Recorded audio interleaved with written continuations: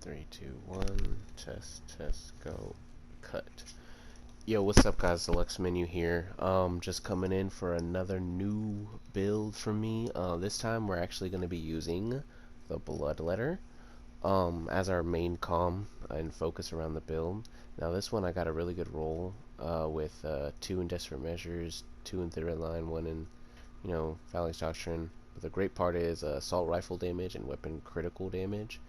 Uh, Sadly, that Atlas is just there. If I could have got like a Jacob's crit or something like that, or even just like a weapon damage, that'd be like honestly even better. And I could be using this for like all guns. I mean, I already use this for a bunch of guns anyway. But main focus here in this build is going to be the Iron-Willed Clairvoyance. I got one with really high damage, 10 in the mag size instead of the 8. And then of course the next 2 rounds anointment. Now, even though it's low mag size, right? The next two rounds you're gonna be fine because you're gonna generate enough ammo because you're actually killing things really fast, so you're not using that many shots. And then you also have the simple fact that the skill points that we're gonna be in is just red and green tree, and that's it. Now, for this weapon does everything. It does like mobbing, it does bossing, it does everything. It's all you need. The only time it's bad is if enemies are resistant to cryo, and that's usually like the elemental skags or the bugs, and then Wotan. But it actually still shreds Wotan as long as you just get the fire damage part, right? So for the shield though, we're gonna use the Big Boom Blaster with the Iron Bearer gain shield and health anointment. This is very important anointment. You'll see why later when testing out the build, but mainly because you're going to have a bunch of shield. You're going to have nothing in the blue tree, so this is going to be our health shield regen.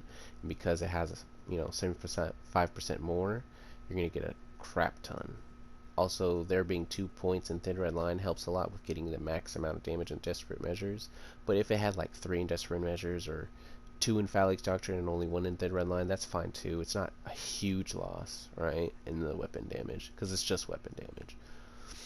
Here we're going to use the Pearl with mag size and reload speed. I prefer reload speed over fire rate. I have a fire rate one, but I think reload speed is actually a bit more important in a lot of situations, especially for Moze, because she doesn't have any reload speed. And then here we just have a Merv Hex with shock.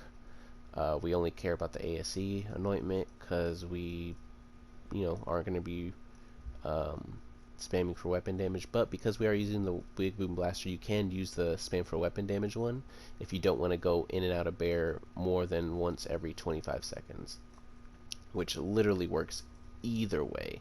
And for that, I actually have a Merv-tacular. And you know what? Let's go ahead and just pop that baby on. For the skill tree, like I said, we're only doing red and green. So we got 5 armored infantry, maxed out Thin Red Line. I actually maxed out flat off ingenuity to prevent some of that shock damage, especially since we're all shields and we aren't using a transformer. 5 in drowning brass for obvious reasons. Full cannon whoop ass for when you do hop in and out of bear and you just want to regenerate some shield real quick. Or to proc, and if you're procking ASEs, might as well do it. Experimental munitions, got behind the Iron Curtain just to help a little bit with regen, and Big Boom Blaster already has pretty good regen. It's 31 and it drops shields, so 33% of 31 is, a bit. Gun damage, 83%. Phalanx Doctrine is self-explanatory. We aren't going to Tenacious Defense because it does not proc unless you have like a health gate, pretty much. Oops. Then we're going into green tree. Cloud of Lead, obvious. Stoked the Embers, all this stuff is pretty self-explanatory. I've click, just because for the extra damage and for the times, I get low on the mag to do a bit more damage. And then some for the road. I could since I am using the clairvoyance, I could possibly switch out click for fire in the Skag Den, or just get rid of it and get more points in Grizzle to proc the ASE stuff better, but I just went ahead and did this. Feel free to change anything, and feel free to grab Forge if you want, and you could take 2 points off of Light off Ingenuity, and you can even use Selfless Defense a little bit for this, but I just don't.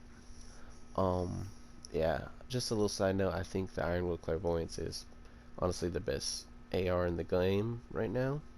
And it's good for everybody. A Gatlin variant is really good for moze, but you know, I don't have that. That's fine. But if you were to say get a Gatlin variant, you could actually use the Minesweeper mod. And I think Minesweeper is really good with this gun because it can proc from you doing your regular critical hits and the little explosion from the criticals explosions. So yeah, it's really good. Anyway, let's get on with showing off the Bloodletter. Now, some people might say, why aren't you using a Deathless, or why aren't you using a the other shield one, relic? That's because you don't need it, and you just want for more damage. Yeah, this is round 2, by the way, so it should be more ad spawning, and it should be, you know, a bit more difficult. One shot. 2 shots, whatever. Look at all the shield I'm just regenning just because, you know, I don't, oh, see, I thought I was gonna die. Oh, there we go, now I'm dead. It's okay, though. He's gonna, like, insta go down.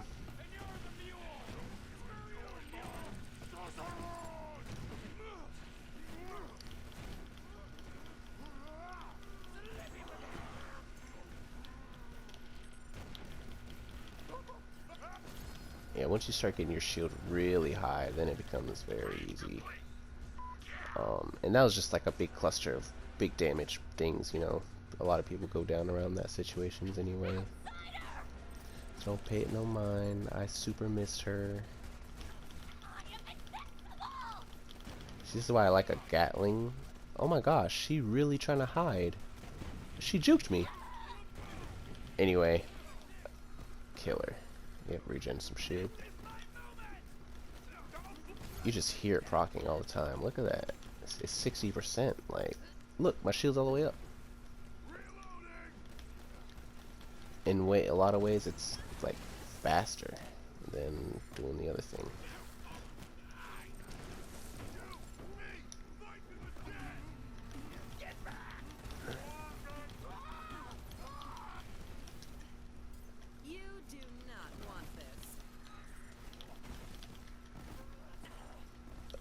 You're slowing me, that's what it is.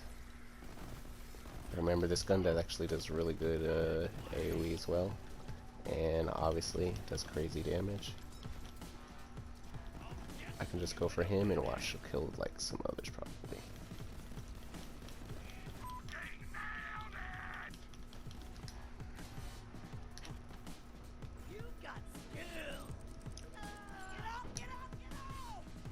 I might change it a bit and go into Grizzle just to get some cooldown reductions, so I permanently have the 25% ASE thing up.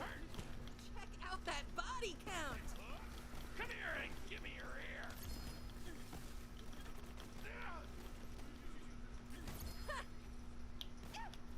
I will have a place in the Great Ball.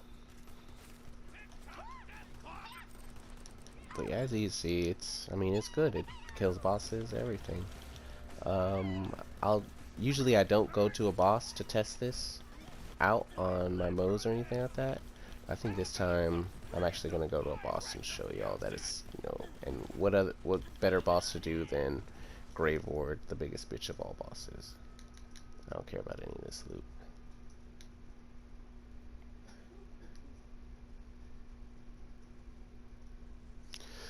Floating Tomb, Grave Ward. Let's see how fast we can kill him. Oh, and those modifiers on the last one were fairly neutral, only had shock damage increase. So, yeah. I'll look at the modifiers on this one and show y'all as proof. No modifiers were helping me out.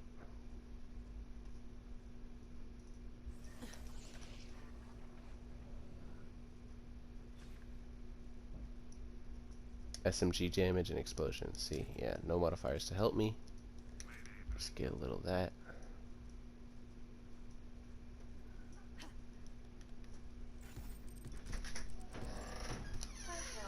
And let's go ahead and crit this mofo Jojo. Ah, kept sliding me. There we go, the explosions finally kicked in. Took a while. But there you have it. It's a nice build, pretty fun. Some people might like it. I prefer the Minesweeper version better, and I'll make a video for that later. But, yep, there you go.